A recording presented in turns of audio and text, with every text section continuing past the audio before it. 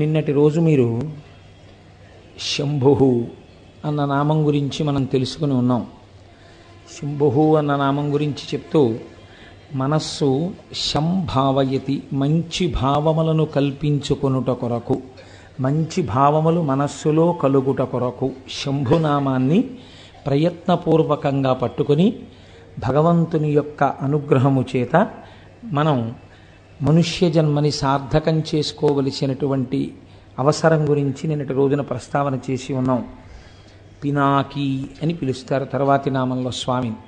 ఈ పినాకి అన్న నామం చాలా చిత్రమైంది. ఎందుచేత నేను ఈ మాట అంటున్నానంటే, మీరు రామచంద్రమూర్తి యొక్క మూర్తిని చూస్తే ఆయన చేతిలో కోదండాన్ని పట్టుకుని ఉంటారు. అది ఆయన యొక్క అసలు ఆ కోదండాన్ని విడిచిపెట్టి కూర్చున్నటువంటి మూర్తి చాలా అరుదుగా ఉంటుంది. అసలు కోదండం చేతిలో లేకుండా ఎప్పుడూ ఉండదు. చేతిలో కోదండం పట్టుకున్నటువంటి పరమశివమూర్తి నాకు తెలిసి అక్కడ కనిపించదు. శంకరుడు కోదండం పట్టుకుని నిలబడినట్టుగా రథం మీద మీలో ఎవరైనా ఎప్పుడైనా ఎక్కడైనా ఒక ఫోటోని చూసి ఉన్నారా? చూసి ఉంటే సభకి తీసుకురండి, మేము సంతోషిస్తాం. అలా ఎప్పుడైనా చూశారా? అలా చూడడం కూడా కొంచెం కష్టం. ఎందుకంటే ఆయన పట్టుకునేటటువంటి ధనస్సు సామాన్యమైన ధనస్సు కాదు. మేరు పర్వతాన్ని ధనస్సుగా పట్టుకుంటారు. శ్రీ మహావిష్ణువు చేసేటటువంటి రాక్షస సంహారానికి, శంకరుడు చేసేటటువంటి రాక్షస సంహారానికి ఒక చిన్న తేడా ఉంటుంది. శ్రీ మహావిష్ణువు రాక్షస సంహారం చేసేటప్పుడు ఆ రాక్షసుడు ఏ వరాలు కోరుకున్నాడో దానికి మినహాయింపుగా చంపడానికి వీలైనటువంటి శరీరాన్ని స్వీకరిస్తారు. శంకరుడు రాక్షస సంహారం చేస్తే తాను ఎలా ఉన్నాడో అలాగే ఉండి చేస్తాడు. అంటే ఉన్నది ఒక్క పదార్థమే, నేను రెండు పదార్థములుగా మాట్లాడటలేదు. ఈయన కొంతమందిని రాక్షసుల్ని సంహరించారు. త్రిపురాసుర సంహారం అని ఒక అద్భుతమైన ఘట్టం ఎదర వస్తుంది ఏదో ఒక రోజున, మీరు ఇందురు కానీ. అటువంటి సంహారం చేసినప్పుడు శంకరుడు వేరొక రూపాన్ని తీసుకుని సంహారం చెయ్యరు. ఆయన ఏ రూపంతో ఉంటారో అటువంటి సగుణమైన రూపంతో అందరూ ధ్యానం చేసే రూపంతో సంహారం చేస్తారు. కానీ శివుడు ధనస్సు పట్టుకున్నట్టుగా మూర్తిని సాధారణంగా ఎక్కడా ఎందుకు చూపించరు? ఏ ఋషి కూడా అలా ఒక ధనస్సు పట్టుకున్నటువంటి పరమశివుని యొక్క చిత్రపటాన్ని ఊహ చేసి గీసి చూపించేటటువంటి ప్రయత్నం బహుశः లోకంలో ఎందుకు జరిగి ఉండదు? మీరు ఆలోచించండి. ఈ మాట మీకు బాగా అర్థమైతే పినాకి అనేటటువంటి నామము యొక్క అర్థము మీకు బాగా తెలుస్తుంది. ఈ నామం అర్థమైతే నేనైతే అంటాను, అసలు మన జీవితంలో కష్టము సుఖము అనేటటువంటి రెండు మాటలకు సంబంధించిన ఒక లోతైన భావన మీకు తెలిసిపోతుంది. మీరు చూడండి, శంకరుడు ధనస్సు పట్టుకున్నాడు అని మీకు ఎలా తెలుస్తుందంటే శాబ్దికముగా తెలుస్తుంది, వేదము వలన తెలుస్తుంది. వేదం అనగా యజుర్వేదములో శ్రీరుద్రం ఉంది మనకి, రుద్రాధ్యాయం. ఈ రుద్రాధ్యాయం ప్రారంభం చేస్తూనే ఒక మాట అంటుంది. ఏమంటుందంటే, నమస్తే రుద్రమన్యవ ఉతోత ఇషవే నమః, నమస్తే అస్తు ధన్వనే బాహుభ్యాముతతే నమః, యాతయిషు శివతమా శివం బభూవతే ధను, శివాశరవ్యాయాతవతయానో రుద్రమృడయా అని ప్రారంభం చేస్తుంది. ఆ తర్వాత అనువాకాలు పెడతాయనుకోండి. ఇది ప్రారంభం చేసినప్పుడు నమస్తే రుద్రమన్యవ ఉతోత ఇషవే నమః అంది ముందు. ఓ రుద్రుడా, రుద్రుడంటే అందాక శివుడే. ఓ రుద్రా, ఏమిటా కోపం మా మీద? అంత కోపంగా ఉన్నారేమిటి స్వామి? మీ కోపానికి నమస్కారం. నమస్తే రుద్రమన్యవ ఉతోత ఇషవే నమః, దీన్ని ఉభయతర నమస్కారం అంటారు. ముందు ఆ కోపం చూసి భయం వేసి, నాన్నగారండి నాన్నగారండి నేనేం చేయలేదు నాన్నగారండి అని ముందు నాన్నగారండి వెనక నాన్నగారండి పెట్టి పిల్ల మాట్లాడితే నాన్నగారి దగ్గర తొందరగా ఎలాగోలా నాలుగు మాటలు నాన్నగారి దగ్గరికి వెళ్ళి నాన్నగారు నాన్నగారు నాన్నగారు నాన్నగారు అంటే, నాన్నగారు లేక లేక పుట్టిన ఒక్కగానొక్క ఆడపిల్ల అక్క పేరు పెట్టుకున్నానని గబాలన చల్లబడిపోయి అనవలసినంత గట్టిగా ఏమీ అనడన్న చమత్కారం తెలుసుకున్న పిల్ల తప్పు చేసినప్పుడు ముందు వెనక నాన్నగారు కలిపినట్టు భక్తులు శంకరుణ్ణి పిలిచినప్పుడు నమస్తే రుద్రమన్యువ ఉతోత ఇషవే నమః, ఈశ్వరా మీ కోపానికో నమస్కారం. ఇప్పుడు మీరు ఒకటి ఆలోచించండి, మీరు రుద్రాభిషేకం చేయడం మొదలు పెడుతూ ఏమంటున్నారు? ప్రసన్నుడైన మూర్తికి మీరు నమస్కారం చేయట్లేదు. మీ కోపానికో నమస్కారం అండి అంటే ఆయన కోపంగా ఉన్నారా లేరా? మీ కోపానికో నమస్కారం అంటే ఆయన శాంతంగా ఎందుకు ఉన్నారండి? కోపంగానే ఉన్నారు. ఇప్పుడు కోపంగా ఉన్నారు కాబట్టి ఆయన ఏం చేస్తారు? కోపంగా ఉన్నవాడు తన చేతిలో ఉన్నటువంటి ఆయుధము నుంచి బాణములను విడిచిపెడతాడు.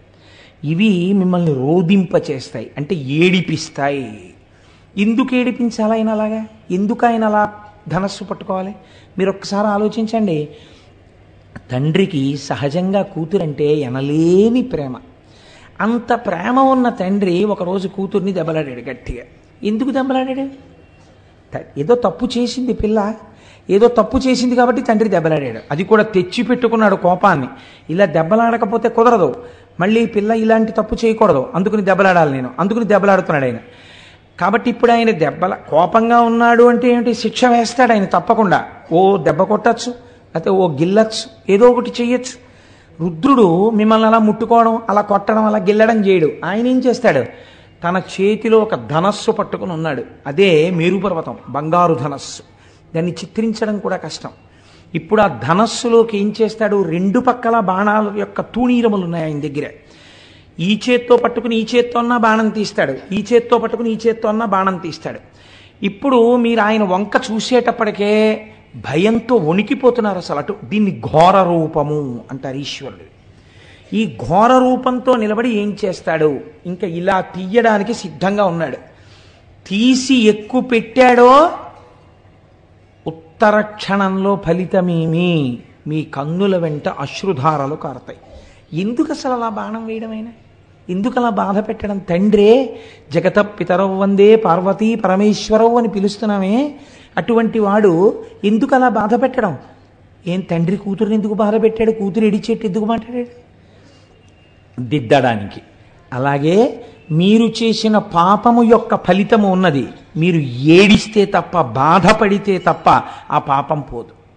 కాబట్టి ఇప్పుడు ఏం చేయాలి? మిమ్మల్ని ఏడిపించాలి. ఏడిపించడానికి ఏం చేస్తున్నాడు? తీస్తున్నాడు ఆ బాణాలు. ప్రాజ్ఞత కలిగిన వాడు ఏం చేస్తాడంటే, ఈ శరీరంతో నేనున్నాను అంటే నేను పాపము చేశాను, పుణ్యము చేశాను. నిన్నటి రోజు మీకు చెప్పాను, మీరు ఈ శరీరంతో ఈ లోకంలో ఉన్నారంటే మీరు సుఖాన్ని దుఃఖాన్ని కూడా అనుభవిస్తారు. తప్పు చేసేశారు, ఆ విషయంలో సందేహం లేదు, కాబట్టి దుఃఖం అనుభవించాలి. అంత దుఃఖం నేను అనుభవించలేను. నేను పాపం చేశానన్న విషయంలో మాత్రం నీతో వాదించడానికి నేను సిద్ధంగా లేను. పాపము చేసి ఉన్నాను, కానీ నన్ను అంత ఏడిపించద్దు, నేను తట్టుకోలేను. నేనంత ఏడిస్తే ఏమవుతుందో తెలుసా?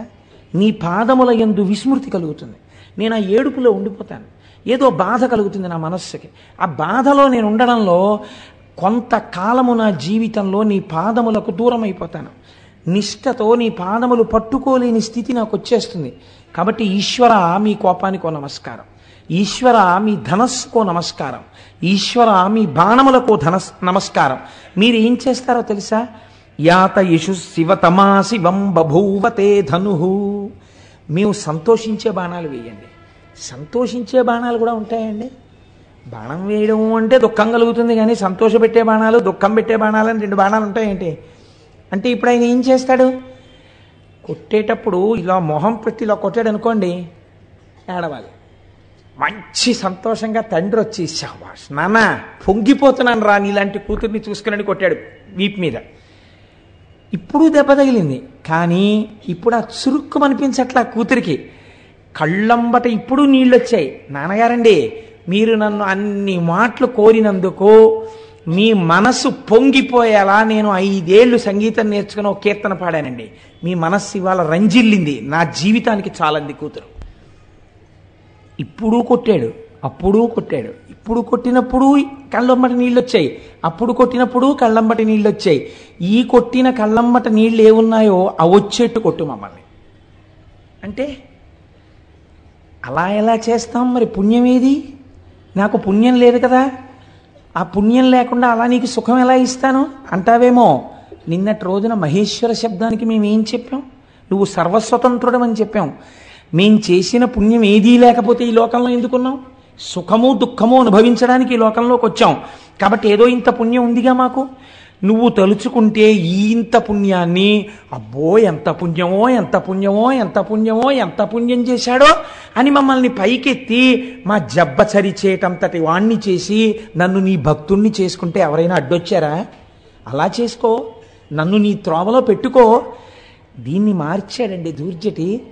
శ్రీశైలేషు భజింతునో యభవు కాంచీనాథు సేవింతునో కాశీవల్లభు కొల్వబోధను మహాకాళేషు పూజింతునో నా శీలంబణువైన మెరువణుచున్ రక్షింపవే నీ కృపా శ్రీ శృంగార విలాసహాసములచే శ్రీకాళహస్తీశ్వర అన్నాడు.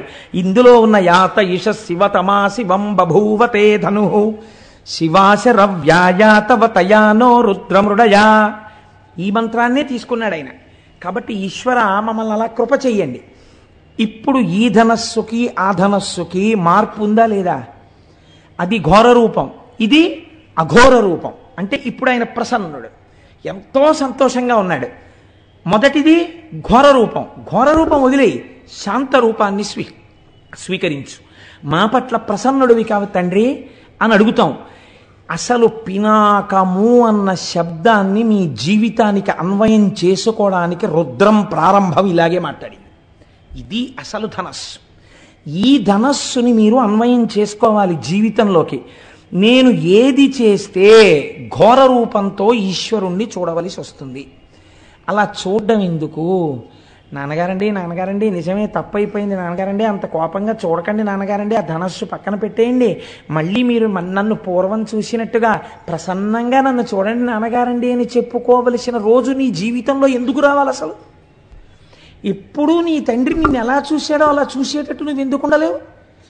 ఇది నీకు అర్థమైతే నీ తండ్రిని ఎప్పుడూ శాంతరూపంతో చూడాలని నువ్వు అనుకుంటే ప్రతిరోజు రుద్రపారాయణం నువ్వు చేస్తే ఆయన చేతిలో అలా చూడవలసిన అవసరం నీకు కలగకూడదు. నువ్వు శాంతముగా ఉన్నటువంటి శివదర్శనాన్ని కోరుకున్న వాడవై ఉండాలి.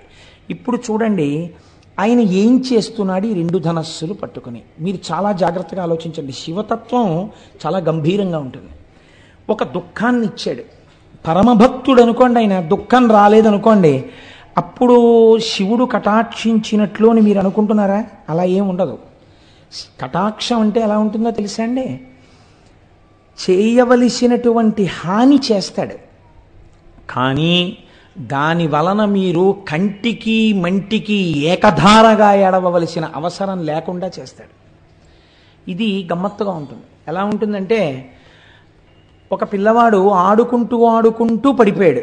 వాడి కాలుకు 6 ఫ్రాక్చర్లు అయ్యాయి. చూసిన డాక్టర్ గారు అన్నారు, అసలు వీడి తల పగిలిపోవాలి ఇలా పడిపోతాయి అన్నారు. తల పగలకుండా కాలు విరగ్గొట్టు వదిలిపెట్టాడు. ఇప్పుడు అందులో ఏముంది? తండ్రి ఏడ్చాడా లేదా? అయ్యో వీడి కాలు విరిగిపోయింది కొడుక్కను 3 నెలలు ఏడిచాడు వాడు కట్టేసుకు పడుకుంటే. కానీ తలే పగిలిపోయి ఉంటే జీవితాంతం ఏడవాలి. అలా ఏడవలసిన అవసరం లేకుండా 3 నెలలు ఏడ్చేట్టుగా తీశాడు. ఎందుకు తీశాడు? రోజు ఇలా చెప్పుకున్నాడు కాబట్టి. శివాశరవ్యాయాతవతయానో రుద్రమృడయా అని చెప్పాడు. ఈశ్వర నేను తప్పకుండా తప్పు చేసి ఉంటాను, అందుకే ఈ ఉపాధిలో ఉన్నాను, కానీ ఘోరమైన శిక్ష నాకు వెయ్యకు, శిక్ష అనుభవిస్తాను. కానీ ఆ శిక్ష ఎలా ఉండాలంటే నీ పాదార విందముల యందు స్మృతిని పోగొట్టేటటువంటిది కాకూడదు. అటువంటి శిక్ష నాకు వెయ్యి అని అడిగాడు. ఇప్పుడు వాడు తట్టుకోగలిగినంత శిక్షని వేస్తాడు. అలా వేస్తే అంత శిక్ష ఎందుకు వేయలేదు అని మీరు నేను అడగగలమా? ఆయన స్వతంత్రుడు, మహేశ్వరుడు. కాబట్టి ఇప్పుడు ఏమైంది? దీని వలన మీ పాపం పోయిందా లేదా? ఇప్పుడు మీరు కేవలము ఘోర రూపంతో ఈశ్వరుడు శిక్ష వేసిన తామసికుడు అని మీరు చెప్పకూడదు. ఎందుకు చెప్పకూడదు అంటే, ఈశ్వరుడు అలా మీకు శిక్ష వేసేయడం వల్ల మీ పాపం పోయింది. చెయ్యరానంత ఘోరమైన నేరాలు చేశాడండి. అన్ని నేరాలు చేసినా రాష్ట్రపతి క్షమాభిక్ష పెట్టారు. ఇప్పుడు ఆయన మామూలుగా అందరితో పాటు జీవనం చేసుకుంటూ బయట తిరుగుతున్నాడా? తిరగట్లేదా? తిరుగుతున్నాడు. కోర్టు ఆయనకి మరణశిక్ష వేసింది, రాష్ట్రపతి క్షమాభిక్ష పెట్టాడు. ఆయన శిక్ష అనుభవించేసినట్టేనా కాదా చేసిన నేరానికి? ఇంకా మళ్ళీ ఎప్పుడైనా పట్టుకెళ్ళిపోతారేమో అన్న భయం ఉంటుందా? ఉండదు. రాష్ట్రపతి ఉదారుడై పెట్టిన క్షమాభిక్ష చేత విడుదలైనటువంటి ఖైదీ ఎంత పాపం చేసినా కొట్టుకుపోయినట్టు ఎంత పాపం చేసిన వాడైనా ఈశ్వరుడి పాదములు పట్టుకున్నవాడైతే ఆయన పాదముల యందు విస్మృతి కలగవలసిన అవసరము లేని రీతిలో తప్పించి వాడు భరించగలిగినంత దుఃఖాన్ని మాత్రమే ఇచ్చి తప్పిస్తాడు. కాబట్టి మీకిప్పుడు శిక్ష వెయ్యడంలో కూడా ఆయన ఒక తండ్రి బిడ్డన్ని చూసుకున్నట్టు చూసి కొడతాడు. తండ్రి కొడతాడు కొడుకుని, కానీ చిన్న పిల్లవాడిని తండ్రి కొట్టడంలో ఎంత జాగ్రత్త తీసుకుని కొడతాడో తెలుసా అండి? వాడు నిలబడితే ఎక్కడ పడితే అక్కడ కొట్టడం, చెయ్యుంది కదా అని ఆ పిల్లాన్ని నెత్తి మీద అక్కడ ఏం కొట్టాడు తండ్రి, ఏది ఏది అని లెంప మీద కొడతాడు, చెంప మీద. ఎందుకని? ఇక్కడ కొడితే పిల్లవాడికి ఏం ప్రమాదం రాదని. గూబ మీద కొట్టేశాడు అనుకోండి పిల్లవాడిని, ఈయనే పరిగెత్తాలి 15 రోజులు ఇంటెన్సివ్ కేర్ యూనిట్కి. అందుకని ఏ తండ్రి తన బిడ్డడి గూబ మీద కొట్టుకోడు. ఏ తండ్రి అయినా తన బిడ్డని రక్షించి శిక్షయందు రక్ష వేసేటప్పుడు చెంప మీద మాత్రమే కొడతాడు.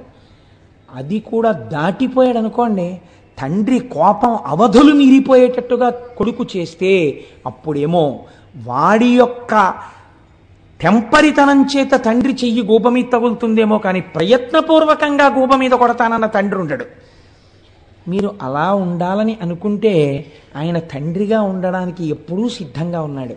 కాబట్టి ఈశ్వర, మేము పాపం చేశాం, మీరు ఈ ధనస్సుతో మాకు కనపడద్దు, మీరు ప్రసన్నమూర్తి అయి కనపడండి.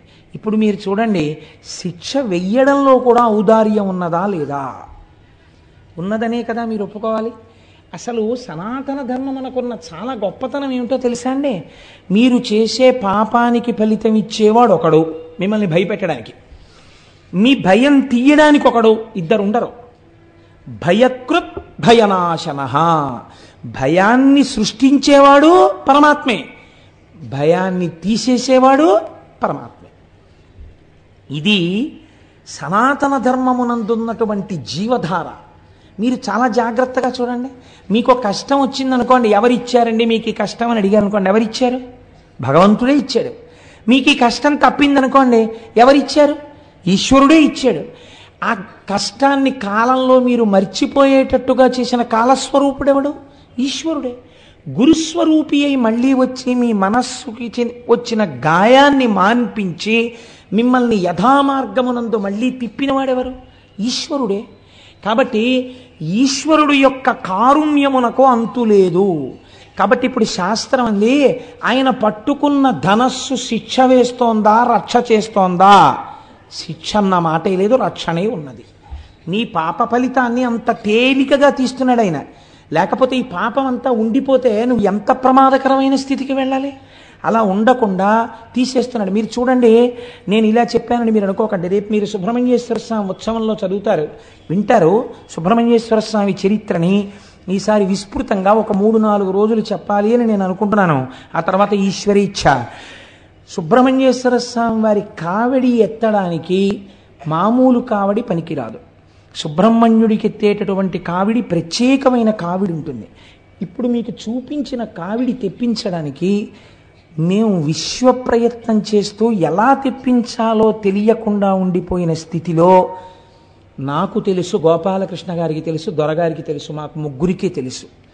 సుబ్రహ్మణ్యేశ్వరుడే ఒక రూపంలో వచ్చి ఆ సమస్యని పరిష్కరించాడు. పరిష్కరించి ఇవాళ మీకు అందరికీ ఆ కావిడి ఎందుకు చూపించామో తెలుసా అండి?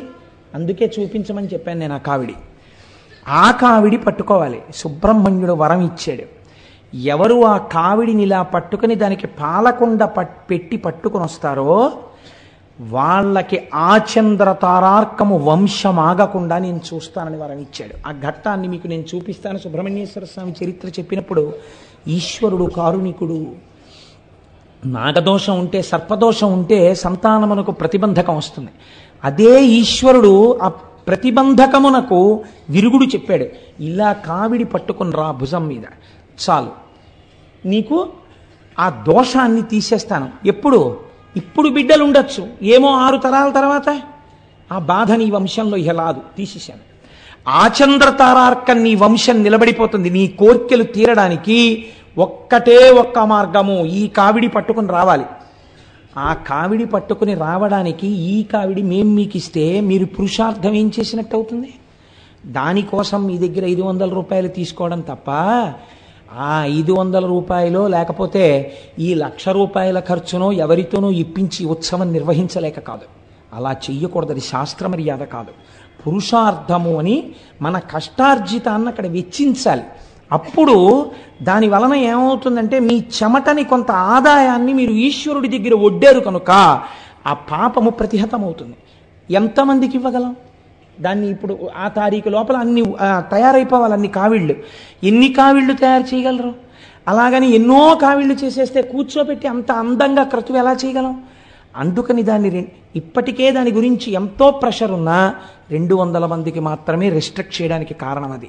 కళ్యాణం వరకు ఆ రోజున వల్లీ కళ్యాణం చాలా అరుదుగా జరుగుతుంది.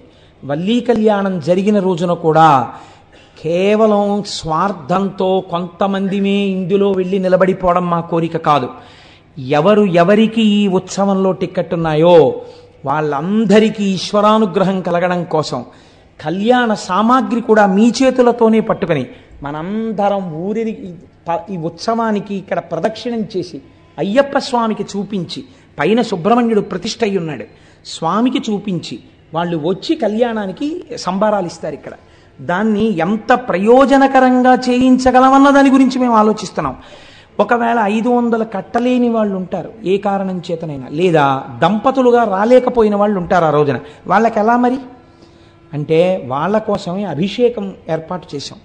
అభిషేకాన్ని చూస్తూ కూర్చుంటే చాలు. ఆయన మహానుభావుడు సుబ్రహ్మణ్య మంత్రోపాసకుడు అడగగానే అంగీకరించారు. ఒక పీఠాధిపతి పరమహంస వారు వచ్చి విజయం చేసి వేదిక మీద కూర్చుని కార్యక్రమానికి ఆధ్వర్యం వహించి ఈ 200 మందికి అగ్రభాగాన వారు నడుస్తూ వారితో కలిసి నడుస్తారు వీళ్ళు. ఇది నేను ఎందుకు సమన్వయం చేసి మీకు చెప్పానంటే, కేవలం మీకు జరుగుతున్న సత్యాన్ని ఆవిష్కరించడం ఒక ప్రయోజనం. రెండవ ప్రయోజనం మీరు చూడండి, ఎప్పుడో రాబోయేటటువంటి ప్రమాదానికి మీరు ప్రయత్నపూర్వకమైనటువంటి విరుగుడు వేదములు ప్రతిపాదన చేసి ఉన్నాయి. నువ్వు ఈ కర్మ చెయ్యి నీకు ఇబ్బంది రాదు అని మనకి చెప్తోంది శాస్త్రం. లేకపోతే అభిషేక ప్రక్రియ ఎందుకు వచ్చింది? హోమం ఎందుకు వచ్చింది? ఎందుకు వల్లీ కళ్యాణం వచ్చింది? ఎందుకు కావిడొచ్చింది? ఒక ప్రయోజనాన్ని ఇప్పుడు అన్ని వేళలా మళ్ళీ అస్తమానం శివమహాపురాణం చెప్తామా? శివమహాపురాణం చెప్తేనే సుబ్రహ్మణ్యేశ్వర స్వామి వారి చరిత్ర పూర్ణంగా వస్తుంది. పూర్ణంగా సుబ్రహ్మణ్యేశ్వర స్వామి చరిత్ర విని అనుసంధానం చేసి కళ్యాణం చేసుకోవడం ఎంత మహత్తరమైన భాగ్యం అది. సంపూర్ణ రామాయణం చెప్పి పట్టాభిషేకం అన్ని సంవత్సరాలు జరుగుతాయా? ఈశ్వరానుగ్రహం కలిగింది, 1 సంవత్సరం చేశాం. అలా పునఃపునః కాకినాడలో జరగాలనే నా కోరిక. అది నా ఉద్దేశం. నేను చెప్పాను కాబట్టి నా ఒక్కడితోటే ఆ కళ్యాణం అలాగే ఉండాలి తప్ప వేరెవరో ఏదో అలాంటివి జరగకూడదని నా స్వార్థం నాకు ఎన్నడూ లేదు. పునఃపునగా ఏడాదికి 10 మాటలు సంపూర్ణ రామాయణం కాకినాడలో జరిగితే సంతోషించే వాళ్ళలో ప్రథముండి నేను. కాబట్టి మీరు చూడండి, శాస్త్రం అంది అందుచేత పాతి జగదిది పినాకం అంది. ఇక్కడ చెప్పింది వ్యుత్పత్తి. ఇప్పుడు ఈ ధనస్సు ఏం చేస్తోంది? ఈ ధనస్సు మీకు ఘోర రూపముతో పాప ఫలితమునిచ్చినా అఘోర రూపముతో సుఖమునిచ్చినా అది చేస్తున్నది మీ యొక్క రక్షణయే. కనుక లోకములను రక్షించగలిగినటువంటి ధనస్సు. ఆ ధనస్సు దేన్ని రక్షిస్తుంది? ఒక్కరిని, ఇద్దరిని, ముగ్గురిని కాదు. ఎన్ని కోట్ల మంది ఉన్నారో, ఎన్ని బ్రహ్మాండాలు ఉన్నాయో, ఇన్ని బ్రహ్మాండములనన్నింటినీ, ఇన్ని జీవుల్ని రక్షించగలిగినటువంటి ధనస్సు ఆయన చేతి యందున్న ధనస్సు. అందుకే రుద్రం ఆ ధనస్సుని అంత స్తోత్రం చేసింది. అటువంటి ధనస్సు కలిగిన వాడా ఓ రుద్రుడా, ఆ నీ చేతిలో ఉన్నది పినాకము. అయితే మీరు ఇక్కడ ఒక్క విషయం ఆలోచించండి. ఆ పిలిచేటప్పుడు మహేశ్వర శబ్దాన్ని కానీ శివశబ్దాన్ని కానీ తిన్నగా ప్రయోగించకుండా నమస్తే రుద్ర అంటూ రుద్ర శబ్దంతో ఎందుకు ప్రారంభం చెయ్యాలి ధనస్సుని? ధనస్సుకి రుద్ర శబ్దానికి ఏమైనా దగ్గర సంబంధం ఉందా? లేకపోతే రుద్ర సంబంధంతో ధనస్సుని ఎందుకు అన్వయం చేసింది వేదం? వేదం అంటే ఎదుర్వేదం అండి, ఎదుర్వేదమే రుద్రాధ్యాయం. అంటే రోదయతి సర్వమంతకాలే ఇది రుద్ర. రుద్రుడనగా ఎవరు? ఆఖరణ ఈ సమస్త లోకములను లయం చేసేస్తున్నప్పుడు అందరినీ ఏడిపించేవాడెవడో వాడు రుద్రుడు. ఇప్పుడు ఈ మాట మీరు కొంచెం చాలా జాగ్రత్తగా ఒడిసి పట్టుకోవాలి. ఇప్పుడు ఏమైంది? నేను చెప్పిన దానికి ఇది పూర్తి విరుద్ధమై కూర్చుంది. ఇప్పుడు ఆయన ఏం చేస్తాడు? అంత్యకాలమునందు అనగా లోకములనన్నింటినీ చిట్ట చివర ప్రళయ జలముల యందు ముంచేసేటప్పుడు అందరినీ పెద్ద పెట్టున ఏడిచేటట్టు చేస్తాడు. ఏమండి, మీరు ఇందాకడి నుంచి ఆ ధనస్సు యందు రక్షణ ఉంది అన్నారే, పిలిచేటప్పుడు రుద్రశబ్దంతో పిలిచారు ఈ ధనస్సుని, రుద్రుడి చేతిలో ఉన్న ధనస్సుని పిలిచారు. రుద్రశబ్దానికి ఉన్నటువంటి వ్యాఖ్యానం ప్రళయమునందు లోకములను ఏడిపించేవాడు అని ఉంది. ఏడిపించడానికి ధనస్సు పట్టుకుంటే అది రక్షణ ఎలా అవుతుంది? ఇప్పుడు ఆ ధనస్సుకి పాతి జగదిది అన్న అన్వయం ఎలా కుదురుతుంది? నేను మీకు అర్థమయ్యేట్టు చెప్పగలుగుతున్నాను అనుకుంటున్నాను. కొంచెం జటిలమైన విషయం కాబట్టి మీరు చూడండి, ఆయన ఏడిపించినట్టే కనపడుతుంది. కానీ మీకు నేను ఒక్క ఉదాహరణ చెప్తే మీరు పట్టేసుకుంటారు. ఒక పిల్లవాడు తల్లిలో పడుకునేటప్పుడు వాడు నిద్రపోయాడు. నిద్రపోయిన తర్వాత తల్లి ఏం చేసిందంటే వాడి బుగ్గ మీద ముద్దు పెట్టుకుని కన్నుల నీరు పెట్టుకుని తల్లి అంది, నాన్న నువ్వు ఆడుకోకూడదని కాదురా, నువ్వు రాత్రి 11 దాటినా ఆడితే నీకు పడదు, నీకు వేడి చేసేసి తెల్లవారేసరికి నీకు దగ్గు మొదలైపోతుంది. గొర్రె దగ్గు అంటారు, గొర్రె దగ్గు వచ్చేస్తుంది నాన్న, అందుకు నిన్ను పడుకోబెట్టాను రా, అంతేకాని నీ మీద నాకేమన్నా కోపమా అంటుంది. ఇప్పుడు పిల్లవాడి దృష్టిలో అమ్మ రాక్షసి, కానీ అమ్మ దృష్టిలో పిల్లవాడిని ఎందుకు కొట్టి పడుకోబెట్టింది? పిల్లవాడి రక్షణ కోసమేనా? ఏడిపించి పడుకోబెట్టడంలో అమ్మ చేతికి క్రౌర్యాన్ని మీరు అంటగట్టగలరా? మీరు ఇక్కడ అంటగట్టలేకపోతే అక్కడ అంటగట్టలేరు. అదేమిటండి మీరు అలా మాట్లాడతారు? ఇక్కడ కొడుకును పడుకోబెట్టిందంటే అక్కడ ఆయన ఏకంగా సంహారం చేస్తున్నాడు. దీనికి దానికి ఎలా కుదురుతుంది? నేను మీకు మాట చెప్తాను. మనకి ప్రళయములు 3 ప్రళయములు ఉన్నాయి. నిత్య ప్రళయము ఒకటి. నిత్య ప్రళయం అంటే ప్రతిరోజు వస్తుంది ఆ ప్రళయం. ఏమిటా ప్రళయం అంటే అది కూడా అనుగ్రహమే. రాత్రి నిద్ర, ఈ నిద్ర పట్టలేదనుకోండి అత్యంత ప్రమాదకరం. నిద్రాభంగం చెయ్యడం అంత పాపం లోకంలో ఇంకోట్లేదు. కాబట్టి నిద్ర పట్టేటట్టుగా ఈశ్వరుడు అనుగ్రహించి మీకు సుఖాన్ని కల్పించడం నిత్యప్రళయం. రెండవది ఆత్యంతిక ప్రళయము అంటారు. బాగా సాధన చేసి భక్తితో భగవంతుణ్ణి చేరుకోవడానికి అడ్డంగా ఉన్న ప్రతిబంధకములను గుర్తించి వాటిని తొలగతోసుకుని భక్తితో కూడిన కర్మానుష్ఠానము చేత ఈశ్వరానుగ్రహముగా జ్ఞానమును పొంది అద్వైత సిద్ధి చేత మోక్షానందమును పొందేటట్టుగా యోగ్యతని సంతరించుకున్నవాడు ఈశ్వర కటాక్షము చేత మోక్షము పొందడమే ఆత్యంతిక ప్రళయము. ఇది కూడా ఈశ్వరానుగ్రహంగా మోక్షం పొందుతారు ఒక రమణ మహర్షి వంటి మహాభాగులు. మీరు చూడండి, అది ఆత్యంతిక ప్రళయం. మూడవది మహాప్రళయము అంటారు. ఆత్యంతిక ప్రళయంలో ఒక్కొక్క మెట్టు ఎక్కి వెళ్ళిపోయారు అందరూ. అందుకే మన వాళ్ళు పూర్వం కైలాసపాళి ఆడించేవారు. కైలాసపాళి 10 మంది పిల్లలు కలిసి మొదలు పెడతారు. 9 మంది పండిపోతారు, ఒక్కడే ఉండిపోతాడు. వాడు ఒక్కడు పండడు. అప్పుడు వాడు అలా దేవతల్లో తిరుగుతూ ఉంటాడు, కానీ వాడు విరాట్ పురుషుల్లోకి వెళ్ళకపోతే వాడిని ఏం చేసేవారంటే వీడు కూడా పండిపోయినట్టే అని చెప్పేసి వాడు 4 వేసినా సరే ఇటు 2 గళ్ళు ఇటు 3 ఇటు 4 లెక్క మార్చేసేవారు. లెక్క మార్చేసి 4 అంటే అసలు అప్పటి వరకు 1 2 3 4. ఇప్పుడు వీడు ఒక్కడు పందాలు వేసుకుంటూ కూర్చోవడం ఎవరికి అప్పటికే పట్టలేదు ఆ 3. అప్పుడు ఏం చేస్తారంటే 1 2 3 4 ఆఖరిని ఇలా నప్పేచ్చు, పర్వాలేదు నువ్వు పండిపోయావంటే ఆ పిల్లాడు సంతోషంగా చేతులు కొట్టుకుంటూ వెళ్ళిపోతాడు. అలా ఈశ్వరుణ్ణి తమంత తాము పొందలేని వాళ్ళని ఈశ్వరుడే పొందుతాడు. అప్పుడు కూడా వాళ్ళు ఏమంటారంటే ఇలా ఉండిపోతాం అని ఏడుస్తూ ఉంటారు జీవబుద్ధితోటి. తప్పు నాన్న, అందరూ పొందేశారు, మీరు ఉండిపోయారు, మిమ్మల్ని నేనే పొందేస్తానని మైనపు ముద్ద నల్లపూసల్లో తిరిగి తనే పుచ్చేసుకున్నట్టు జీవుల్ని తానే పొందేస్తాడు. వాళ్ళు ఏడుస్తున్నా వాళ్ళకి సిద్ధిని ఇచ్చేస్తాడు. ఇప్పుడు ఆ మహాప్రళయాన్ని జీవులు ఏడుస్తున్నా వాళ్ళు రోధిస్తున్నా తాను పొందడం రక్షణ హేతు అంటారా, తామసంతో కూడుకున్నటువంటి సంహార ప్రక్రియ అని మీరు పిలుస్తారా? ఇప్పుడు అలా చేసినటువంటి రుద్రుడి చేతి ధనస్సు సాత్వికమైనది, లోకరక్షణ హేతు అని నేను అంటాను. కాదని మీరు అనగలరా? కనుక ఇప్పుడు అది ఏమైంది? లోకములను ఏడిపించేటటువంటి వాడంటే వీడి మూర్ఖత్వం చేత ఇంకా ఇలా ఉంటానంటున్నాడు. యుగమైపోయింది, నీకు ఇంత సమయం ఇచ్చినా పొందలేకపోయావు, నేనే నిన్ను పొందేస్తానని పొందేశాడు పరమాత్మ. అది కూడా ఆయన యొక్క అనుగ్రహము. కాబట్టి ఇప్పుడు ఏమైంది? రోదయతి సర్వమంతకాలే ఇతి రుద్రః రుత్యా ధర్మానవ లోకయతి ప్రాపయతీతివా రుద్రః.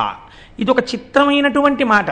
వేదము శబ్ద ప్రమాణమై మనకి ధర్మాన్ని బోధ చేస్తోంది. వేదమంతా ఏం బోధ చేస్తుంది అంటే ధర్మమే.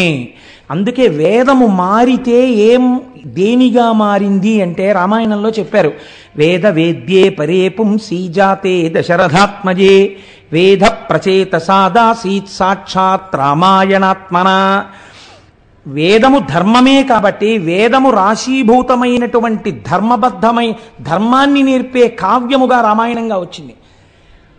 ధర్మమే రాశీభూతమైనటువంటి భగవానుడు రామో విగ్రహవాన్ ధర్మగా రాముడిగా వచ్చాడు.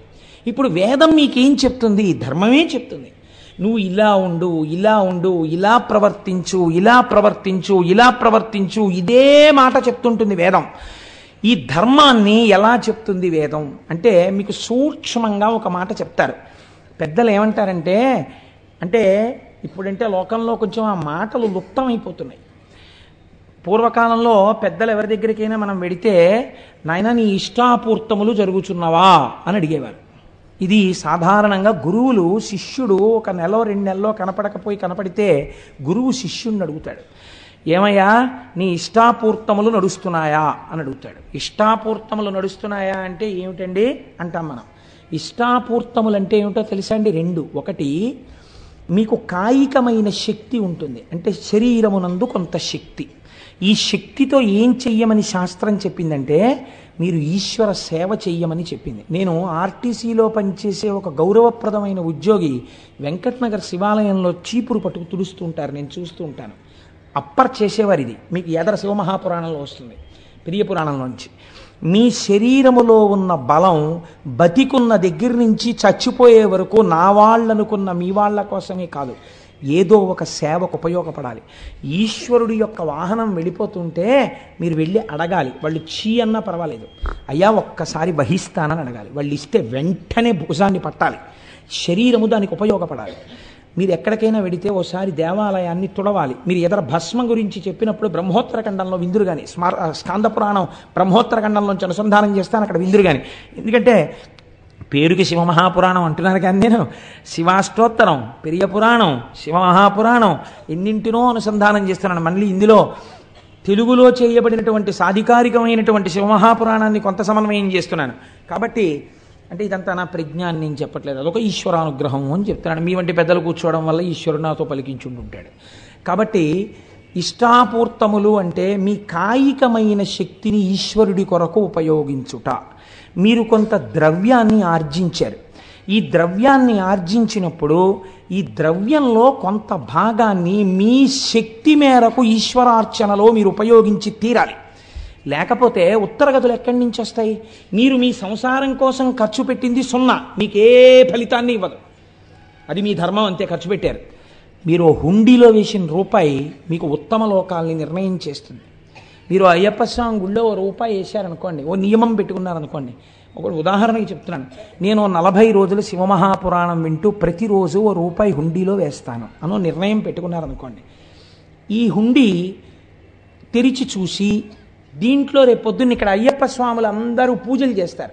స్వామివారి దగ్గర బోల్డన్ని జ్యోతులు వెలిగించినప్పుడు ఒత్తులు కొన్న దాంట్లో మీ ₹1 వెళ్ళిందనుకోండి. ఆ ₹1తో వెలిగినటువంటి దీపం ఉత్తరోత్తర జన్మలలో ఎక్కడ మిమ్మల్ని రక్షిస్తుందో మీకు తెలియదు, ఎక్కడి నుంచి వచ్చిందో ఈ పుణ్యం, కానీ కాపాడేస్తుంది. మీ ద్రవ్యంలోంచి ప్రయత్నపూర్వకంగా మీరు ఖర్చు పెట్టాలి. ఇది స్థాయిని బట్టి ఉంటుంది.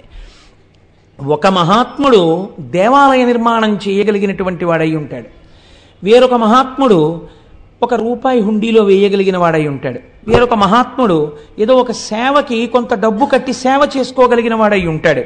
దీన్ని ఇష్ట అంటారు. అంటే ద్రవ్యమును, కాయికమైనటువంటి శక్తిని ఈశ్వరుని యొక్క అనుగ్రహము కొరకు వెచ్చించుట. ఇది చేస్తున్నావా? గురువు శిష్యుణ్ణి అడుగుతాడు, నీ ద్రవ్యం దాచేసుకోవడమేనా, నువ్వు కూడా అలా ఖర్చు పెడుతున్నావా? అందుకే గురువుగారు ఫ్రీగా కూర్చోకూడదు పూజకి. ఎప్పుడు చెప్పిన గురువుగారు కూడా డబ్బు కట్టాలి, లేకపోతే ఇంకెందుకు ఆ గురువు బరువు? తనకి ఫ్రీయా, మిగిలిన వాళ్ళు డబ్బులు కట్టాలా? ఇంకెందుకు? తను కూర్చుంటే తను కట్టాలంతే. కాబట్టి ఇష్ట, దీన్ని ఇష్టం అంటారు. రెండవది పూర్తము. పూర్తం అంటే ఏమిటో తెలుసా అండి?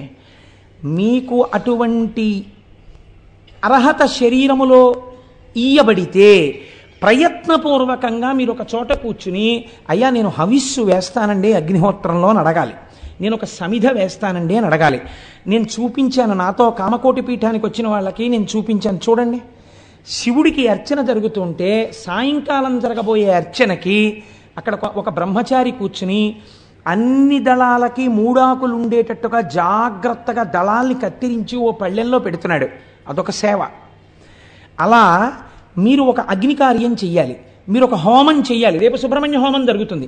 మీకు చెయ్యడం చేత కాకపోవచ్చు, మీ ద్రవ్యం వేసి మీరు ఆచార్యముఖేనా అని కూర్చోవాలి. కూర్చుంటే ఇప్పుడు ఆచార్యులు చేస్తారు, కానీ ఎవరికి ఆ ఫలితం? మీకే. అప్లికేషన్ రాసిన వాడు ఎవరైనా సంతకం పెట్టిన వాడికే చెక్ వస్తుంది. అలా ఫలితం మీకే వస్తుంది. కాబట్టి పూర్తము ఈ రెండు మీరు చేసి తీరాలి. ఇది పరమధర్మము మనుష్య జన్మకి. ఈ రెండూ చేయకపోతే మీ ధర్మాన్ని మీరు విస్మరించినట్టు. డబ్బు దేనికి? దాచుకోవడానికి. శక్తి దేనికి? ఇంట్లో వాడుకోవడానికి. ఇంకా ఎక్కువైపోయి డాక్టర్ గారు చాలా ఎక్కువైపోతుంది నీలో శక్తి అంటే మార్నింగ్ వాక్ ప్రయత్నపూర్వకంగా రోడ్ల మీద బడి తిరిగి తగ్గించుకోవడానికి. అంటే నేను తిరిగే వాళ్ళందరినీ తప్పు పట్టట్లేదు, వాళ్ళు మహాత్ములై ఉండి ఉండవచ్చు. వాళ్ళని నేను ఒకవేళ వాళ్ళు ఏమో ఎటువంటి భావనతో చేస్తున్నారో అది నేను తప్పు పట్టి మాట్లాడటం లేదు. కనుక ఇష్టాపూర్తములు ఈ రెండూ చేయవలెను. ఈ రెండూ ధర్మ మార్గము వైపుకి మీ మనస్సుని శరీరాన్ని తిప్పుకోవడానికి మీరు ఉపయోగించుకుంటారు. It is a self check. మీకు మీరు నా దగ్గర ఇంతుంది, ఒకవేళ గభాలన డాక్టర్ గారి దగ్గరికి వెళ్ళి ఒక 1000 రూపాయలు ఖర్చు పెట్టవలసి వస్తే నేను పెడతానా పెట్టనా? పెట్టగలను.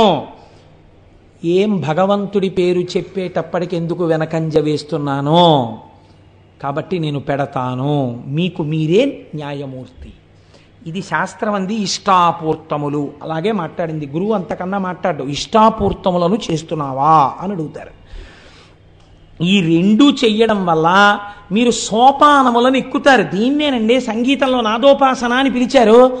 దీన్ని రాగాల ఆరోహణ అవరోహణైనది అంటారు. దేనివల్ల కింద పడ్డావో దాంతోనే పట్టుకుని పైకెక్కాలి. ఆ సరిగమ పదనిసలతోటే పైకెక్కుతారు, కిందకి దిగుతారు. నాదోపాసన చేస్తారు. వాళ్ళు నాదోపాసన చేసి వాళ్ళు అదే సిద్ధిని పొందుతారు. కాబట్టి మనకి ఎటువైపు నుంచి వచ్చిన శాస్త్రం దాన్నే నేర్పింది, భగవంతుడి వైపుకి వెళ్ళడాన్ని నేర్పింది.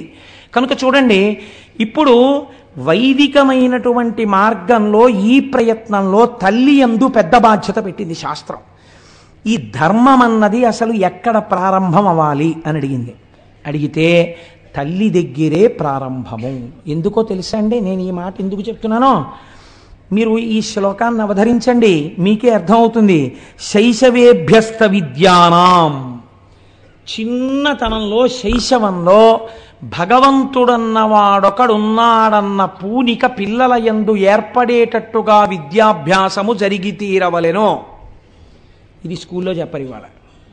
వాళ్ళకి సిలబస్సు, పెద్ద బ్యాగు, ఓ పెద్ద ఏదో వాళ్ళ స్కూల్కి వీడు అడ్వర్టైజ్మెంట్కు పనికొచ్చే వస్తువుల ఓ బ్యాడ్జీ పెట్టుకు తిరగాలి. ఎన్ని దిక్కుమాల అలంకారాలు చేసుకోవాలో ఓ స్కూల్కి వెళ్ళాలంటే. ఇవి వాళ్ళు నేర్పేది. మీరేం నేర్పాలి? మీరు పునరావృత్తి రహిత శాశ్వత శివ సాయుధ్య స్థితికి కావలసిన విద్య ఇంట్లో నేర్పాలి. అమ్మ చెప్పిన మాట బిడ్డడికి నాటుకున్నట్టు ఎవరు చెప్పినది నాటదు. మీరు జ్ఞాపకం పెట్టుకోండి. ఉపమన్యు ఆఖ్యానం ఇదే, ఎదర శివ మహాపురాణంలో వస్తుంది. అమ్మ ఒక మాట చెప్పింది అనుకోండి, వాడు బయటికి వెళ్ళి అంటాడు మా అమ్మ చెప్పింది ఇది నిజం అంటాడు. అమ్మ నేర్పాలి. నాన్న ఈయన శంకరుడు, ఈయన నారాయణుడు, ఈవిడ లక్ష్మి, ఇది కనకధారా స్తోత్రం. ఏది చెప్పు? ఆపదామపహర్తారం దాతారం సర్వసంపదాం. చిన్నతనంలో 4 శ్లోకాలు నేర్పాలి. భగవద్భక్తి అలవాటు చెయ్యాలి. వాడికో పంచె కట్టుకోవడం నేర్పాలి. వాడికి దేవుడి దగ్గరికి వెళ్ళి నమస్కారం పెట్టడం నేర్పాలి. చిన్నతనంలో పూర్వం నాయనమ్మలు అమ్మమ్మలు పిల్లల్ని దగ్గర కూర్చోబెట్టుకుని జోదు పెట్టని గోవింద అని ఇలా పెట్టడం నేర్పేవారు. ఎవరైనా ఇంటికి వస్తే చూడండి మా మనవాడు ఎంత బాగా జోది పెడతాడో అని చెప్పి గోవిందా గోవిందా అంటే వాడు ఇలా అంటుండేవాడు. ఇలా వాడికి తెలియకుండా అన్నది వాడి యొక్క బుద్ధి మార్చి వాడిని సక్రమ మార్గంలో తిప్పేది. మనం ఇవాళ టీవీ సీరియల్ వాడికి కూర్చోబెడతాం. ఏమిటి వస్తుంది వాడికి బుద్ధి రమ్మంటే? కాబట్టి ధర్మమునకు ప్రాతిపదిక ఎక్కడ పడుతోంది? శైశవేభ్యస్తు విద్యానాం యవ్వనే విషయైషిణాం. నువ్వు ఎంత జాగ్రత్త పరుడవైనా ఇంద్రియములు బలిష్టములు. కాబట్టి బలిష్టమైన ఇంద్రియములు కోరుకునేటటువంటి సుఖములేవి ఉన్నాయో వాటిని పరమ ధర్మబద్ధంగా అనుభవింపచేసి ఆ సుఖములు కాదన్న వైరాగ్య బుద్ధిని సంతరించుకోవడానికి ధర్మపత్నిని స్వీకరించి కామమును ధర్మబద్ధమైన కామము చేత ధర్మబద్ధమైన అర్థముగా సంతానమును పొందు. కాబట్టి విషయ సుఖములను కూడా ఈశ్వరుడి వైపుకి తిప్పింది శాస్త్రం. కాబట్టి ఇప్పుడు ఏం చెయ్యాలి? యవ్వనే విషయేషిణాం, యవ్వనమునందు విషయముల చేత విషయములనబడేటటువంటి విషము కలిగిన పాముల చేత కాటువేయబడకుండా ఆ సుఖములను ధర్మపత్ని యందు పొంది అర్థమును పొందు. వార్ధకే మునివృత్తీనాం, నువ్వు వృద్ధాప్యంలోకి వచ్చేశాక కూడా తాళాల గుత్తి కోసం వెంపర్లాడవద్దు. ఇంటికి ఎవరొచ్చారు, ఎవరెళ్ళారు, ఎక్కడ తిరుగుదాం, ఏం చేద్దాం, ఎక్కడికి పరిగెడదాం, ఈ బుద్ధి మాను. వార్ధక్యం వచ్చాక నీకున్నది ఒక్కటే ఒక్క ధర్మం. మునివృత్తీనాం, మననం చెయ్యి, సంతతము మననం చెయ్యి. నిన్ను రమ్మంటారు, నేను రానని చెప్పు, నేను రాను. అయిపోతోంది టైం, ఓ పక్క జ్యోతి ఆరిపోవడానికి సిద్ధమైపోతోంది సమయం. దీపం ఉండగా ఇల్లు చక్కబెట్టావు. లేచిన దగ్గర నుంచి పూజా మందిరం మీద ఎగబడకో. నీ కొడుకున్నాడు, కోడలున్నారు చేయడానికి, వాళ్ళకి అలవాటు చెయ్యి. నువ్వేం చేస్తావు? కూర్చో, ధ్యానమునందు కూర్చుని బాగా మననం చెయ్యి. నువ్వు ఇతపూర్వం ఏం విన్నావో, ఏం చదివావో, ఏం చూశావో అవి మననం చేస్తూ ఉండు. ఏ సంకల్పము ఊపిరి మీద ఆధారపడింది, ఏ ఊపిరి తర్వాత నీ ఆయుర్దాయం ఆగిపోతుందో ఎవరికి తెలియదు. వృద్ధాప్యంలోకి వచ్చేసావు, 3వ నెంబర్ ప్రమాద పతాకం పడిపోయింది, స్థానిక భద్రతా సూచనగా. ఇంకా ఎందుకు తిరుగుతావు? ఇక తిరగకు. మహానుభావులు ఉన్నారండి లోకంలో. శ్రీభాష్యం అప్పలాచార్య స్వామి వారికి నడుము విరిగిపోతే వారిని చూడ్డానికి వెడితే మిగిలిన వాళ్ళు కళ్ళనీళ్లు పెట్టుకున్నారు. స్వామి చక్కగా రామాయణం చెప్పేవారు, ఏమిటండి ఇలా నడుము విరిగిపోయింది అంటే ఆయన అన్నారు, తిరిగి చెప్పవలసిన అవసరం పూర్తయింది లేరా? ఏం మంచం మీద కూర్చుని రామాయణం తలుచుకో పొంగిపోలేవా? నీ దగ్గరికి వచ్చిన వాళ్ళకి చెప్పుకోలేవా అని ఒక చోట కూర్చుని అనుభవించమని స్వామి నన్ను ఇలా కటాక్షించాడు అన్నారు. ఆయన మర్యాదా పురుషోత్తముడు, రామాయణం చదువుకుని రామోపాసన చేసిన మహాపురుషుడు ఆయన. కనుక వార్ధకే మునివృత్తీనాం యోగానంతే తను త్యజాం, చిట్ట చివర నీ మనస్సుని యోగము చేత అనేన యుజ్యతే ఇతి యోగ, అన్నిటికీ సాక్షిగా ఉంటూ కొడుకొచ్చేదో చెప్తాడు, ఆహా అలాగేనా నవ్వు, కోడలొచ్చేదో చెప్తుంది, ఓ నవ్వు, తామరాకు మీద నీటి బొట్టు. నువ్వు అలా హాయిగా ఉండగా శరీరము నుంచి ప్రాణోత్క్రమణం జరుగుతోంది, ఏమీ హడావిడక్కర్లేదు. అవుతుందని చెప్పారు పెద్దలు, ఎన్ని మాటలు వినలేరు, ఎంతమంది వెళ్ళిపోలేదు. నా అదృష్టం, నేను ఇప్పుడు చూడబోతున్నాను. ఎవరిని చూడబోతున్నాను?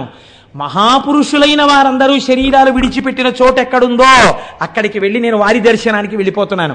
నేను ఏ పరమాత్మ పాదాలు పట్టుకున్నానో వాడిలోకి వెళ్ళిపోతున్నాను. కాబట్టి పడిపోతున్న శరీరాన్ని సాక్షిగా చూస్తూ నువ్వు ఆరాధించిన వాడిలో కలిసిపో. కాబట్టి ఏమైంది? యోగేనాంతే తను త్యజాం, శరీరమును వదిలిపెట్టు. ఎంత పెద్ద మాట అన్నారో చూడండి. చచ్చిపోతున్నానని ఏడవకు. ఓ ఉత్తరీయాన్ని తీసి రాత్రి ఇంటికి వెళ్ళిపోయిన తర్వాత అలా దండెం మీద బారేసినట్టు, ఫలహారమో రాత్రి భోజనమో అయిపోయిన తరువాత నీ మీద వేసుకున్న ఉత్తరీయాన్ని వదిలిపెట్టేసి పడుకోవడానికి ఓ తేలిక బట్టను ఎలా కట్టుకుంటావో అలా మళ్ళీ పొద్దున్న లేచి స్నానం చేసే ముందు ఆ తేలిక వస్త్రాన్ని వదిలేసినట్టు అయిపోయింది. ఈశ్వర, దీనితో ప్రయోజనాన్ని సిద్ధింపచేశావు, నన్ను అనుగ్రహించావు అని ఈశ్వరుడిలోకి చేరుతూ దీన్ని వదులు. దీనికి ధర్మం పట్టుకో. ధర్మం తప్ప వేరొక మార్గం లేదు. ఇదే శాబ్దిక ప్రమాణమైన వేదము. ఈ వేదమును ఎవరు ఇచ్చాడో వాడు రుద్రుడు. ఆ రుద్రుడు ఏమి చేస్తూ ఉంటాడు మన చేత అంటే, ఈ శాబ్దిక ప్రమాణమైనటువంటి వేదము చేత ప్రతిపాదింపబడినటువంటి ధర్మము మనకి బాగా అర్థమయ్యేటట్టుగా ఆ శివుడే ఒక గురు రూపంలో వచ్చి చెప్పి మన మనస్సులను మార్చి పరమాత్మ వైపుకి అడుగులు వేసేటట్టు బుద్ధిని చక్కదిద్దినాడు. కాబట్టి ఇప్పుడు ఎవడు రుద్రుడు? వాడే వీడు. వాడు రుద్రుడై ఉన్నాడు. కాబట్టి ఇప్పుడు వేద ప్రమాణము వైపు నడిపించాడు. మీరు రామాయణంలో ఒక చిత్రమైన సంఘటన ఉంది. తల్లి కౌసల్యామాతకెళ్ళి రామచంద్రమూర్తి నమస్కరించారు అరణ్యవాసానికి వెళ్ళిపోతూ. అమ్మా నేను బయలుదేరుతున్నానమ్మా అన్నారు. తల్లి ఏమనాలి? నాన్న లౌకికంగా పెట్టిందనుకోండి రక్ష ఆవిడ అంది, లక్ష్మణుడు వచ్చి తిరగబడవాయా దశరథ మహారాజు మీద చంపేస్తానంటే నువ్వు ఒప్పుకోలేదు, ధర్మం పట్టుకున్నావు. నాకు తెలిసి రామా, ఇది ఒక తల్లి నేర్పవలసిన మాట. ఒక తల్లి కొడుకు గురించి ఈ మాట అన్ననాడు పొంగిపోయిన మాట. ఒక తల్లి ఏ లోకంలో ఉన్నా ఎప్పుడు సంతోషిస్తుందో తెలుసా అండి? ఏ తల్లి కన్న బిడ్డడవో నయ్యా, నిజంగా ఇంత గొప్పగా ప్రవర్తిస్తున్నావు, ఎంతమందిని సంతోషపెడుతున్నావయ్యా అన్ననాడు ఆ తల్లి సంతోషిస్తుంది. ఏ లోకంలో ఉన్నా మృత్యుబాధను అనుభవించి నేను వీడిని ప్రసవించినందుకు వీడు నా పేరు నిలబెట్టాడని నా కన్న కడుపు సార్థకమైందంటుంది. కౌసల్యా లోకభర్తారం శుశుభేయం మనస్వినీతం మమార్థం సుఖం పృచ్ఛా శిరసా చాభివాదయా అంది సీతమ్మ తల్లి సుందరకాండలో. అందరూ తల్లులు బిడ్డల్ని కన్నారు వాళ్ళ కోసం. మా అత్త కౌసల్య అలా కన్లా, లోక కళ్యాణాన్ని తీసుకురాగలిగిన రామచంద్రమూర్తిని కంది. అటువంటి బిడ్డని కన్న మా అత్త కడుపుకి నమస్కారం అని చెప్పింది. అందుకని తల్లికి తెలుసు రామచంద్రమూర్తి ఎంత ధర్మం పట్టుకుంటాడో. ఆవిడంది బయలుదేరుతుంటే, నాన్న సవై రాఘవ శార్దూల ధర్మస్వామభిరక్షతు, నువ్వు ఇంతకాలము ఏ ధర్మమును పట్టుకోవడం వల్ల నీ జీవితంలో వైక్లభ్యం లేకుండా కొన్ని కోట్ల మందికి సుఖములయందు కాని దుఃఖములయందు కాని ఆదర్శమూర్తి అయిన మర్యాదా పురుషోత్తముడు రామచంద్రమూర్తి అన్న కీర్తి గణించి యశస్వి అయి ఇంతమందికి పాఠం నీ నడువడి చేత నేర్పావో, ఆ ధర్మము నుండి నీ మనస్సు మళ్ళకుండుగాక, నీవు అనుష్ఠించిన ధర్మము నిన్ను కాపాడుగాక. నాన్నా నువ్వు ధర్మము తప్పకో, ఆ ధర్మము నిన్ను కాపాడుతుంది. ఇది నేను నీకు చేస్తున్న ఆశీర్వచనం అంది కౌసల్య. రామాయణం నేర్పింది మనకి బిడ్డలకి తల్లి ఏం నేర్పాలో. కనుక ఈ ధర్మము వేపుకి మనస్సు నడిచేటట్టు చెయ్యగలిగిన వాడెవడో, శాబ్దిక ప్రమాణమైన వేదములోనున్న ప్రమాణమును నేర్పి మన మనస్సులను మార్చిన వాడెవడో వాడు రుద్రుడు. వాడి చేత పట్టుకున్న పినాకమది, దాని వింటి నారి శబ్దములే వేదములు. కాబట్టి ఇప్పుడు ఆ శాబ్దిక ప్రమాణములే వేదములు. ఆ వేదము మనల్ని ధర్మ మార్గంలో నడిపించడానికి వచ్చింది. ఆశ నీ ప్రయత్నం అక్కర్లేదు, వెంబడబడి తిరుగుతుందండి ఆశ. మిమ్మల్ని ఎలా పట్టుకులాగి, అందుకే ఆశా పాశము అన్నారు దాన్ని. తాడేసి లాగేసినట్టు లాగేస్తుంది ముందుకు వెళ్లకుండా. ఆశ ఎంత దారుణంగా ఉంటుందో ప్రమాచార్య స్వామి మాట చెప్తుండేవారు. ఒక దరిద్రుడికి మామిడి పండు తినాలనిపించింది. ఎంత చిత్రంగా ఉంటాయో చూడండి. ఆఖరికి రాక రాక మామిడి పళ్ళ సీజన్ వచ్చింది. ఎవడిస్తాడు వాడికి మామిడి పండు? ఎవడో ఒక మహానుభావుడు చూసి, అయ్యో పాపం వీడికి మామిడి పండు తినాలని ఇలా ఉంది, ఎప్పుడు మామిడి పళ్ళు అందరూ తినే చోటుకి వెళ్ళి కూర్చుని అలా చూస్తూ ఉంటాడు, చొంగ కారుస్తూ ఉంటాడు. ఒక పెద్ద మామిడి పండు ఇచ్చాడు. ఇప్పుడు ఆయన ఆ మామిడి పండుని చేతితో పట్టుకుని పెద్ద ఆలోచన చేశాడు. అంటే మనుష్యులకి సహజంగా ఎలా ఉంటుందో చూడండి ప్రకృతి. నాకు దొరక్క దొరికింది మామిడి పండు. ఇంటి దగ్గర భార్య ఉంది, 2 బిడ్డలు ఉన్నారు. భార్యకి 2 బిడ్డలకి నాకు నలుగురికి కలిపి ఒక్క మామిడి పండు తినడానికి సరిపోదు. పోన్లే పంచుకు తిందామంటే ఇంతంత ముక్కలు వస్తాయి. ఇలా అబ్బా ఎంతో బాగుందో అనేటప్పటికి అయిపోయింది. కాబట్టి ఈ సంవత్సరానికి నేను ఒక్కడినే తింటాను. వచ్చే సంవత్సరానికి ఎలాగో అలా కష్టపడి భార్యా బిడ్డలకు కూడా మామిడి పళ్ళు ఏర్పాటు చేస్తాను. చూడండి ఎంత చిత్రంగా ఉంటుందో. తను తినాలన్న దగ్గర భార్యా బిడ్డల్ని కూడా పక్కన పెట్టగలిగాడు. ఇప్పుడు తినచ్చు కదా పోనీ ఒక్కడు. ఇన్నాళ్ళు వీడు పాపం ఎప్పుడు పాపం ఏం తింటాడండి, పిచ్చాడు, దరిద్రుడు అనేవారు నన్ను. 10 మంది చూస్తూ ఉండగా నేను ఈ మామిడి పండు తినాలి. అయితే అందరూ నన్ను చూసి, అబ్బో ఆయన మామిడి పండు తింటున్నాడండి, ఎంత మంచి మామిడి పండు, ఎక్కడ కొన్నాడో పరకంటే ఈయనకి ఏదో ఐశ్వర్యం వచ్చింది అనుకోవాలి. కాబట్టి నేను ఇప్పుడు ఈ మామిడి పండుని అందరూ చూస్తూ ఉండగా తింటాను అని ఒక అరుగెక్కి కూర్చుని బాగా జనం వచ్చే వరకు చూశాడు. అందరూ వచ్చే వరకు మామిడి పండు ఇలా తిప్పాడు. నిజంగానే ఆశ్చర్యం వేసింది అందరికీ, ఏమిటి ఇంత మామిడి పండు ఉంది వీడి చేతిలో అని. ఇప్పుడు అందరూ చూస్తుండగా తిందామని ఆ మామిడి పండుని ఇలా కొరికి అన్నాడు. అది చేతిలోంచి జారి కిందనున్న బురదలో పడింది. ఎంత అక్కడున్నాడో అంత కిందకి వెళ్ళాడు. ఇప్పుడు ఆ మామిడి పండుని వదలలేడు. తీసి కడిగైనా తినేద్దామని ఉంది. తీసి కడిగితే వీళ్ళందరూ ఏమనుకుంటారో, ఇప్పుడు ఎవరు చూడాలనుకున్నవాడో వాళ్ళే ప్రతిబంధకం అయ్యారు. తీసి కడగడమా, ఇలా ఊరుకోవడమా? గట్టిగా చెంచాడు రసం తాగలేదే, పండు పడిపోయింది కింద, ఏం చేయడం అని ఆలోచిస్తున్నాడు. పంది వచ్చి ఎత్తుకుపోయింది. అయిపోయింది మామిడి పండు. ఆ వచ్చే సంవత్సరానికి మళ్ళీ దొరికితేను. ఇంత ఆశాపాశములు, ఇది ఒక దృష్టాంతం. ఇలాంటి ఆశాపాశాల్లో మనం ఎన్నింటితో తిరుగుతున్నాం మీరు చూడండి. సాధారణంగా ఒక మాట వినపడుతూ ఉంటుంది మనకి ఇళ్లల్లో, ఎక్కడికైనా వెళ్ళినప్పుడు వాళ్ళ ఇంటికి ఫంక్షన్కి వెళ్తున్నాం కదా, అదేంటి ఇలా పెడితే ఏం బాగుంటుంది, ఈ చీర కట్టుకోనా బాబాయ్, వాళ్ళ మీద ఎందుకు, ఈ ఈ ఈ ప్యాంట్ వేసుకోనా అంటే నా మీదే కదా, ఈ ప్యాంట్ వేసుకోనా, ఈ షర్ట్ వేసుకోనా, ఇలా బెల్ట్ పెట్టుకోనా, ఇలా టక్ చేసుకోనా, ఇలా స్ప్రే కొట్టుకోనా, అదేంటి మంచి గాడీ డిజైన్ ఉన్న షర్ట్ వేసుకోనా, ప్లెయిన్ షర్ట్ బాగుంటుందా, ఫుల్ హ్యాండ్స్ వేసుకోనా, హాఫ్ హ్యాండ్స్ వేసుకోనా, ఇన్ని అడుగుతాడు. బ్రాస్లెట్ చెస్ట్లో ఉందా, లాకర్లో ఉందా, ఇంట్లో ఉందా, ఓసారి పెట్టుకోనా, బ్రాస్లెట్ పెట్టుకుని ఫుల్ హ్యాండ్స్ వేసుకుంటే కనపడుతుందా, హాఫ్ హ్యాండ్స్ వేసుకుని బ్రాస్లెట్ వేసుకోనా. ఎన్ని దిక్కుమాల ఆలోచనలండి. దీనికి ట్రైనింగ్ కావాలండి మీకు ఎవడైనా వచ్చి చెప్పాలండి, నేర్పాలా? సహజంగా వస్తాయి. ధర్మం వైపుకి అడుగు పడాలంటే ఈశ్వరానుగ్రహం ఉండాలి. నా ప్రవర్తన ధార్మికంగా ఉందా అని చూసుకోవడానికి మీకు లోపల కలేజా రావాలి. ఆ కలేజాకి అటువంటి ధార్మిక ప్రవర్తనకి ఈశ్వరానుగ్రహం కావాలి. అలాంటి అనుగ్రహం ఇచ్చి నడిపించేవాడెవడో వాడు రుద్రుడు. ఇప్పుడు నాకు అక్కర్లేదనేవాడు ఎవడైనా ఉంటే నాకు చూపించండి రుద్రుణ్ణి. నమస్తే రుద్రమన్యవ ఉతోత ఇషవే నమః. నీ కోపం వస్తే ఇన్ని భ్రష్టత్వాలు వస్తాయి. అందుకని వద్దా, ఆ ధనస్సు వద్దు, ఈ ధనస్సు పట్టుకో, ఇది అందుకని పినాకి అని పిలిచింది శాస్త్రం ఆయన్ని. కాబట్టి ఇప్పుడు చూడండి అంటున్నారు రుత్, రుద్ర శబ్దములో రుత్ అన్న మాట ఉంది. ఈ రుత్ తాం భక్తేభ్యో ద్రావయతి. రుత్ అంటే ప్రతిబంధకము, అడ్డము. ఒక అడ్డం ఉంది. ఈ అడ్డం ఉండడం వల్ల వాడు ఈశ్వరుణ్ణి చేరలేకపోతున్నాడు. చేరలేక మనస్సు నిలబట్టలేదు, ఈశ్వరాభిముఖం కావట్లేదు. ఈశ్వరుణ్ణి గట్టిగా పట్టుకున్నాడు. రోషీరోయదు కామినీ జనుల తారుణ్యోరు సౌఖ్యంబులన్ బాసీబాయద పుత్రమిత్రధన సంపద్భ్రంతి వంచాలతల్ కోశీకోయదు నమనంబకట నీకున్ ప్రీతిగా సత్క్రియలు చేసి చేయదు దీని తుళ్ళన చవే శ్రీకాళహస్తీశ్వర అన్నాడు దుర్జటి. ఉన్నదున్నట్టు చెప్పుకున్నాడు. కాబట్టే మహాపురుషుడయ్యాడు.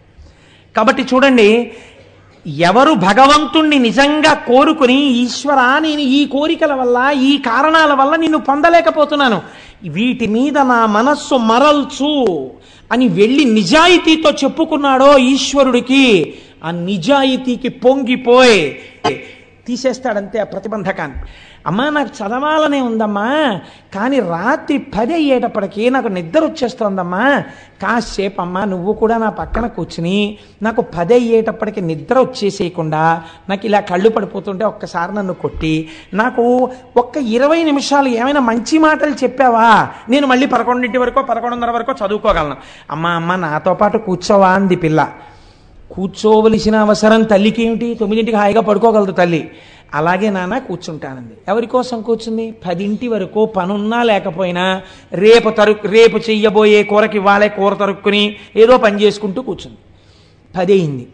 పిల్ల చదువుకుంటున్న గదిలోకి వచ్చింది. ఇలా కునికుపాట్లు పడుతోంది.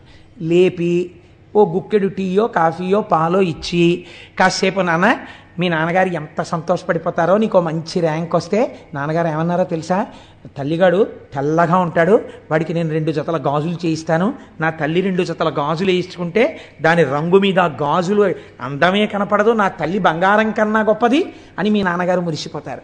మీ నాన్నగారు నీ చేతులకి 2 జతల గాజులు తెచ్చినప్పుడు ఎంత పొంగిపోవాలి. మరి నువ్వు కష్టపడి చదవాలి కదా నాన్న, నువ్వు 11:30 వరకు చదవ.